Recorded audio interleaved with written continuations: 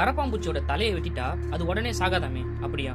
நம்ம எல்லாருக்கும் தலை இல்லைன்னா உயிர் இருக்க முடியாதுன்னு தெரியும் இல்லையா? ஆனா கரப்பாம்பூச்சி மட்டும் தலை இல்லாம கூட சில நாட்கள் உயிரோட இருக்கும். இது எப்படி சாத்தியம்?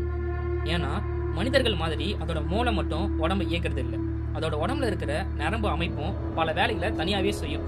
இன்னொரு ஆச்சரியமான விஷயம், நம்ம மாதிரி கரப்பாம்பூச்சியால மூக்கு வழியா சுவாசிக்க முடியாது. ஏன்னா அதோட உடம்புல இருக்கிற சின்ன சின்ன துளைகள் வழியா தான் காற்றை உள்ளே இழுக்கும் அது. அதனால தலை இல்லாதால உடனே மூச்சு நின்று போகாது. ஆனா ஒரு பெரிய பிரச்சனை இருக்கு. தலை இல்லாதால அதால சாப்பிடவும் தண்ணீர் குடிக்கவும் முடியாது. அதனால சில நாட்கள் கழிச்சு பட்டினியால தான் அது இறந்து போகுமே தவிர தலை இல்லாம அது இறந்து போகாது. ஒருவேளை நம்ம செயற்கையா அதுக்கு உணவும் சாப்பாடும் கொடுக்க முடிஞ்சா அது தலை இல்லாம கூட உயிரோட இருக்கலாம். ஆனா அது சாத்தியம் இல்லை. அதனால கரப்பாம்பூச்சி தலை இல்லாம உயிரோட இருக்கிறது உண்மைதான்.